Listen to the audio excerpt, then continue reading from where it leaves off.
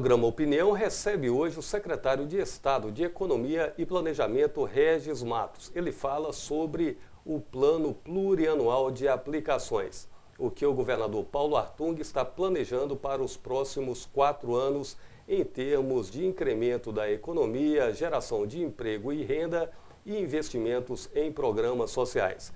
Secretário, seja bem-vindo aqui ao nosso programa. Obrigado, Vanderlei. É um prazer estar aqui. Bom, eu gostaria de começar pedindo ao senhor que explicasse para aquelas pessoas que não sabem esse conceito, definir esse conceito de PPA, o que é o PPA e a diferença dele para a LOA e para a LDO, que é a Lei de Diretrizes Orçamentárias. Muito bem. O PPA é o Plano Plurianual de Aplicações. É um plano com horizonte de 4 anos. Estamos discutindo agora e construindo o PPA para 2016 a 2019, que contém todos os programas, todas as ações, todos os projetos que o governo pretende executar nesse horizonte. E ele se diferencia da LDO, que é a lei que fornece diretrizes para a construção do orçamento de cada ano, e da LOA, que é o famoso orçamento. O orçamento ele prevê o que nós vamos executar a cada ano. No caso, esse ano, vamos debater e construir o orçamento para o ano que vem. É importante que esses 3 instrumentos, o PPA inicialmente, a LDO e a lei orçamentária, devem guardar coerência. Eu só posso ter no orçamento os programas definidos no PPA. Então, daí a grande importância do PPA para a organização do Estado, para que o Estado se programe adequadamente o que vai fazer, para que se organize e para que isso, então, se reflita nos orçamentos a cada ano. É importante, então, que os gestores, os prefeitos, aquelas pessoas que terão acesso a essas verbas, tenham um conhecimento profundo, detalhado, tanto do PPA como da própria LDO também, para que não haja uma dissintonia naquilo que é pleiteado e aquilo que está de acordo com esses programas? É verdade. Os programas, como eu disse, todos os programas do governo, eles estão contemplados, devem estar contemplados no PPA. Então, aqueles programas nos quais os benefícios, as prefeituras acessam recursos, alguns programas transferem recursos para o município, eles têm que ser alinhados, a prefeitura deve se alinhar a sua programação com a programação do Estado para que possa obter esses recursos e assim implementar seus programas que são em parceria com o governo do Estado. Bom, o país passa por um momento de crise, né? Escassez de recursos públicos, corrupção, a sociedade atenta acompanhando tudo isso e cada vez mais preocupada com o bom gerenciamento dos recursos públicos. Esse PPA, ele envolve a sociedade, teve uma participação, como é que está a condução da discussão do PPA nesse sentido do envolvimento da sociedade? O PPA eu gostaria, Vanderlei, de dar um passo atrás e voltar ao início do governo, quando nós discutimos o planejamento estratégico do Estado. Reunimos toda a equipe de governo, sob liderança do governador Paulo Artung, e debatemos qual a visão de futuro, quais os projetos, quais as metas, quais os objetivos que nós gostaríamos de ver realizados para a promoção do desenvolvimento do Espírito Santo. Esse planejamento estratégico foi levado, então, na forma de audiências públicas para o debate com a sociedade para ajudar a construir o PPA. Então, nós realizamos audiências públicas em 7 regiões, 7 audiências públicas envolvendo todas as regiões do Estado, de norte a sul do Espírito Santo. Começamos em São Mateus, passamos por Colatina, Linhares, Guaçuí, assim por diante, para debater essas ações que nós estamos planejando com a sociedade, para enriquecer esse processo. Entendemos, e essa é a diretriz do governador Paulo Artung, que a construção em conjunto com a sociedade do futuro que a gente quer para o Espírito Santo é o melhor caminho. Não podemos, não somos donos da verdade, cada região tem seus desafios particulares, suas peculiaridades, e ninguém melhor que quem mora lá, quem mora no local, nas cidades do interior, na região ou aqui na Grande Vitória, para nos apontar. não só os problemas, mas também quais as soluções para superar esses desafios. E assim nós estamos fazendo, com audiências públicas presenciais, mas também pela internet, que é outra diretriz do governador. Secretário, essas audiências presenciais e as virtuais também já acabaram ou ainda há possibilidade de participação? As audiências estão concluídas, tanto as audiências presenciais quanto a consulta pública na internet. Agora nós estamos no processo de construção interno, né? Tratando essas demandas, essas sugestões recebidas da sociedade e também o debate interno dos projetos que já existem, das necessidades identificadas pelas equipes técnicas. Estamos construindo tecnicamente o PPA 2016-2019. Como que foi a participação do povo? As pessoas foram, houve uma presença significante das pessoas nessas audiências? Quais as principais reivindicações? Nós pudemos observar uma excelente participação da sociedade, uma participação muito qualificada. Nós tivemos nas audiências presenciais mais de 2.400 pessoas participando e mais de 1.000 pessoas participando na consulta na internet, ou seja, totalizando mais de 3.400 participações. Essas pessoas que participaram enviaram mais de 1.000 propostas de soluções para os desafios identificados. Propostas muito qualificadas, de uma participação excelente da população. Agora, a gente sabe que o cobertor é curto, né? As pessoas, vários setores, cada um pede alguma coisa, tem a sua reivindicação, e o governador tem que ter ali, às vezes, uma decisão de optar entre um pedido e outro. Como que fica essa questão do gestor público, no sentido de, às vezes, ter que decidir, né, entre o que é mais viável ou não, diante da impossibilidade de recursos para atender a todos, né? É uma questão fundamental essa. Nós estamos num momento de restrição financeira, né? Os recursos sempre são escassos, sempre são limitados, mas agora ainda mais. E essa participação popular nos ajuda a identificar o que é prioritário, o que a população está enxergando como mais importante, para que nós possamos escolher corretamente aonde aplicar os recursos. E devemos entender que precisamos passar por alguns critérios, como se fosse um filtro, né? Que filtros, por exemplo? Por exemplo, a viabilidade econômica. Nem todas as sugestões são viáveis economicamente. Às vezes fazem sentido até tecnicamente, mas do ponto de vista econômico tem um custo muito elevado e incompatível com a nossa realidade. Um outro filtro é a competência do Estado. Algumas sugestões, ainda que adequadas, elas têm competência de outros entes. Por exemplo, sugestão de construir o aeroporto, retomar as obras do aeroporto federal. O aeroporto é da União, o aeroporto de Vitória é da União. Quem pode fazer isso é a União. Nós podemos, né, e assim o governo faz, o governador pessoalmente, busca o governo federal, conversa com os ministros e busca viabilizar esse recurso. Mas isso não entra no nosso orçamento, né? E, da mesma forma, algumas coisas são de competência municipal. Às vezes, o asfaltamento de uma rua, a construção de um cemitério, por exemplo, que foi uma sugestão que apareceu, são competências municipais. Quer dizer, também não fazem sentido estar no orçamento do Estado. Nós não temos mandato legal para isso, não temos competência para assumir determinados projetos. Então, esses filtros técnicos, financeiros, de competência, são observados pelas equipes técnicas de cada uma das secretarias de Educação, de Saúde e Segurança Pública para a construção do PPA. Mas é importante frisar isso, que a participação popular nos ajuda e nos orienta na escolha das prioridades daquilo que é mais importante para cada região. E o próprio cidadão, eu imagino, na medida em que ele vai participando a cada ano dessas discussões, ele vai desenvolvendo também a cidadania, né? Ele passa a entender o que é competência do Estado, o que não é, aquilo que pode ser atendido, aquilo que não pode, conforme o senhor citou aí agora há pouco, né? Secretário, e em relação aos pedidos, quais são as principais demandas, o que esse povo disse lá que quer que seja feito nas várias regiões, o que foi mais solicitado?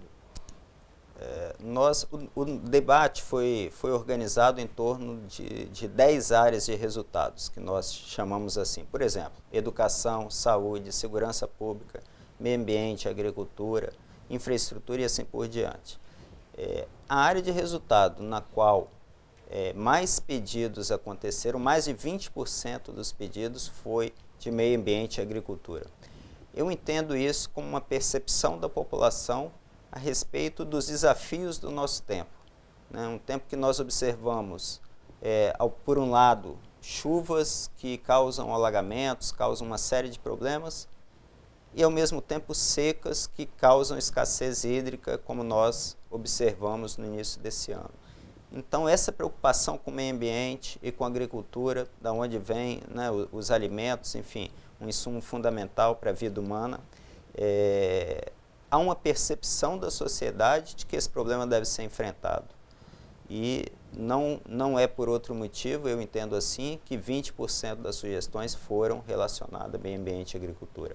O segundo tema, no qual houveram mais sugestões, com 12% das sugestões, foi educação. Então, é sempre um tema de grande preocupação da população. É normal que a gente tenha isso entre as prioridades. E a terceira prioridade foi na área de desenvolvimento urbano e regional. Secretário, nós vamos fazer um rápido intervalo, rapidinho, já já a gente volta.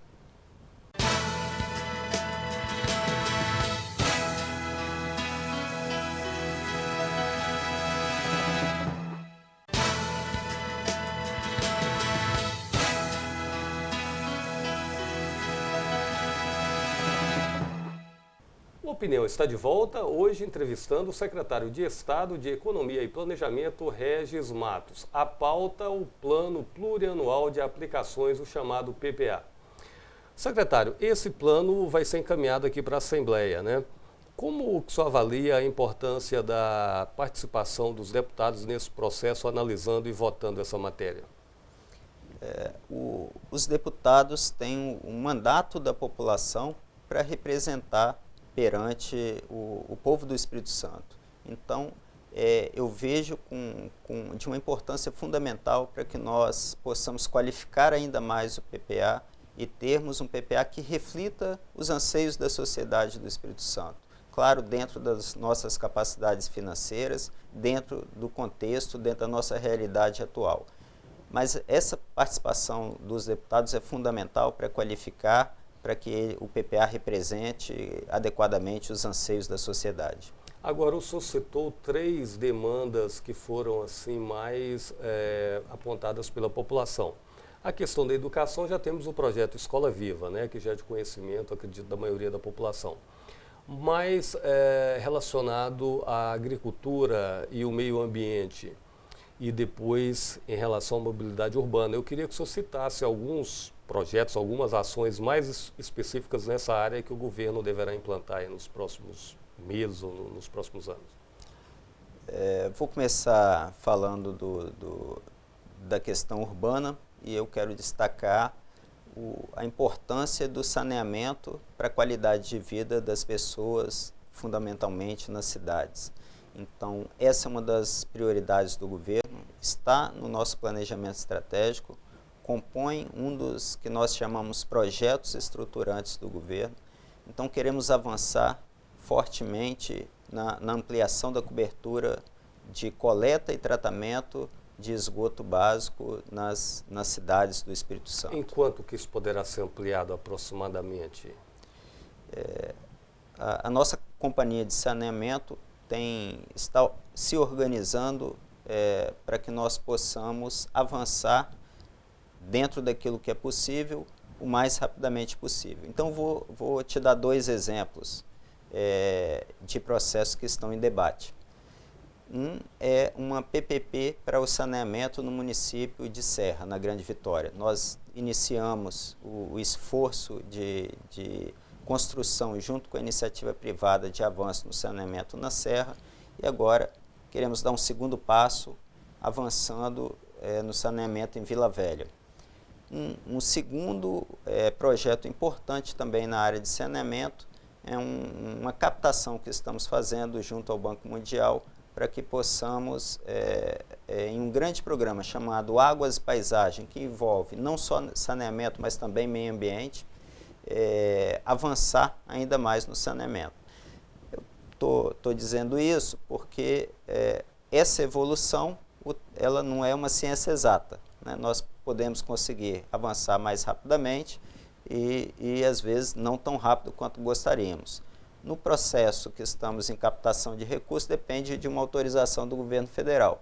Já fizemos todo o processo junto ao Banco Mundial, estamos dependendo da autorização que acreditamos que sairá em breve. E isso vai ser determinante para que nós possamos avançar no saneamento básico. Você tinha falado também de meio ambiente e agricultura. Nós estamos num programa, construindo um programa de sustentabilidade junto aos produtores rurais, para que nós possamos conjugar uma agricultura de qualidade que produza os alimentos, os bens que a sociedade demanda do Espírito Santo, mas que respeite o meio ambiente, ao mesmo tempo respeite o meio ambiente. Atendendo à legislação federal relativa à proteção de margens, de matas ciliares, reduzindo o seu consumo de água, que é um bem escasso e fundamental para a vida humana. Então, essa adequação, essa conversa entre meio ambiente e agricultura é importante, nós estamos tratando isso também em um programa. Então, esses são alguns exemplos das prioridades que o governo está colocando para meio ambiente, para o desenvolvimento urbano, para a agricultura. A partir do ano que vem, o senhor acredita que já começaremos a ver o governo deslanchar nesse aspecto de investimentos, geração de renda? Quais são as perspectivas que o senhor tem aí em relação a isso? É um tempo de pouco dinheiro, de recursos escassos. Não só o Espírito Santo está sofrendo isso. Nós iniciamos o governo com as contas desequilibradas. O governo estava gastando mais do que podia gastar, mais do que sua receita, isso desequilibra o governo. Então, iniciamos o governo recebendo as contas desorganizadas. Então, a primeira missão tem que ser essa, de organizar as contas. Mas organizar as contas não é um fim em si mesmo. Nós organizamos as contas para que possamos colocar o Espírito Santo novamente no trilho do desenvolvimento, para que possa produzir desenvolvimento sustentável, com inclusão social, com retorno para toda a população. Então, esse é o desafio desse momento. Estamos conduzindo um ajuste das contas públicas, importante. O Espírito Santo é um estado que tem conseguido manter suas contas em dias. Nossa prioridade número 1 é pagar a folha de pagamento dos servidores em dia, pagar os fornecedores em dia. Estamos tendo sucesso nesse primeiro momento aí de reorganização das contas públicas. Agora, desse ponto de vista estratégico, né, quais os setores que poderiam atrair investimentos externos? Há a intenção do governador de viajar, de repente até para fora do país em busca de recursos? Como é que está sendo essa discussão dessas possibilidades de o Estado expandir a sua economia, né? Estamos nos organizando e debatendo com diversos setores da sociedade para construir soluções que ajudem a retomar o desenvolvimento do Espírito Santo. Vou te dar 2 exemplos. Estamos construindo um programa de economia verde. O que é economia verde? São aquelas atividades que geram renda, geram emprego e que têm uma relação amigável com a sustentabilidade, né? Estou falando de energia sustentável, energias renováveis, de buscar soluções de reciclagem, de consumo consciente, uma série de atividades que geram renda, geram emprego e tenham relação com esse momento, a questão ambiental que a gente vive. Um segundo exemplo, estamos construindo um programa de economia criativa para envolver a classe artística, diversos segmentos relacionados à produção cultural, à produção audiovisual, o artesanato, para impulsionar esses setores na economia do Espírito Santo e assim também gerar emprego, gerar renda. Então, esses são 2 exemplos. mas o governo todo está empenhado em melhorar o ambiente de negócios no Espírito Santo, em atrair empresas e com a liderança do governador Paulo Artung, no mundo, mas aqui também no Brasil, buscar investidores, buscar oportunidade de negócios que venham a trazer mais emprego, mais renda para o Espírito Santo. Em relação, secretário, à máquina pública, né, há alguns pensadores que defendem aí a questão do Estado empreendedor, né, qualificação de servidores, enfim. Como está sendo essa temática mais voltada para o incremento da máquina pública? A gente tem a ideia do Estado como aquela coisa, aquela burocracia pesada, né? Fala-se até em criar uma lei de um PROCON das instituições governamentais, assim como o consumidor tem o direito de ter um PROCON para reclamar quando ele é mal atendido ou quando ele não é atendido, tem o PROCON para reclamar contra as empresas privadas, né? Como que o governador Paulo Artung que trata dessa visão? O que ele passa para os senhores, assim, a ideia dele de um modelo de Estado que venha superar essa coisa atrasada de que o cidadão paga imposto e nem sempre o Estado corresponde em relação principalmente aos serviços na mesma medida, né? Uma das diretrizes do governador para nós no planejamento estratégico foi dizer que ele quer um governo em rede com a sociedade, um governo conectado com a sociedade. Em 2003, quando o governador assumiu o posto de governador pela primeira vez, não existia, só para dar um exemplo, não existia o iPhone. O iPhone é de 2007. Para dizer que nós temos hoje um mundo totalmente daquele que nós tínhamos há meramente 10 anos atrás, que foi ontem, em termos históricos, mas que mudou totalmente. Então, o que nós precisamos? De um governo com essa característica, com um governo do nosso tempo, um governo 3.0, né, na qual o cidadão possa acessar os serviços, assim como já acessa, por exemplo, os serviços bancários no smartphone, na palma da mão, que a gente possa ter o Espírito Santo na palma da mão, que possa acessar serviços, aqueles, claro, que não são todos serviços que podem ser feitos pela internet, mas aqueles que sejam possíveis, que pelo smartphone, pelo tablet, o cidadão possa resolver ali boa parte dos seus problemas na sua relação com o governo do Estado. Então essa é a diretriz, para a gente buscar um governo mais eficiente, um governo que gaste menos e que dê mais resultado para a sociedade. Precisamos para isso tecnologia, inteligência e muito trabalho, que é o que temos buscado e o que temos feito. Secretário, em relação ao orçamento anual, né, como é que está o andamento? Começaram a elaborar o orçamento? Em que fase que está? A Assembleia aprovou a Lei de Diretrizes Orçamentárias, o que foi importante, uma participação, uma colaboração fundamental, um entendimento entre todos os poderes do momento que a gente vive para construir uma LDO compatível com isso, que aponte caminhos, diretrizes, como tem que ser a LDO, mas olhando para o nosso tempo, para as limitações financeiras e econômicas que nós temos. E o passo seguinte agora, nós debatermos e construímos o orçamento para 2016. A nossa expectativa é de mantermos um orçamento que fale com a realidade, né, com receitas previstas dentro daquilo que é realmente possível, ou seja, um orçamento realista, em outras palavras. Então isso vai nos ajudar a dar mais um passo, né, nesse esforço de colocar o Espírito Santo no rumo do desenvolvimento sustentável, que reflita os anseios da população, que converse com o nosso tempo e que aponte caminhos para o futuro. Secretário, para finalizar, eu gostaria que o senhor deixasse uma mensagem final para a sociedade de uma forma geral, para os servidores públicos e para os empresários. O que a sociedade, tanto o servidor como a sociedade, a iniciativa, pode esperar desse governo? Um governo que trabalha com a realidade, que é franco, coloca os números na mesa e debate com a sociedade, buscando construir soluções possíveis para os problemas que nós temos. E olhando para o futuro com esperança, com otimismo, um otimismo com o pé no chão, mas com otimismo, que o Espírito Santo vai dar a volta por cima.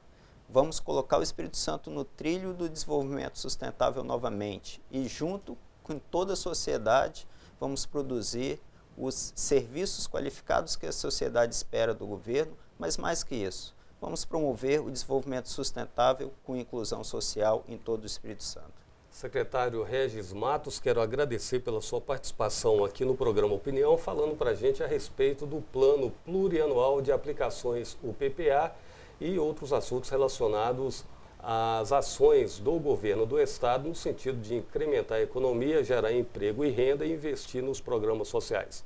Você que nos acompanhou, obrigado pela audiência. Lembre, o programa Opinião pode ser visto também pela internet, nosso site www.al.es.gov.br. Até uma próxima oportunidade.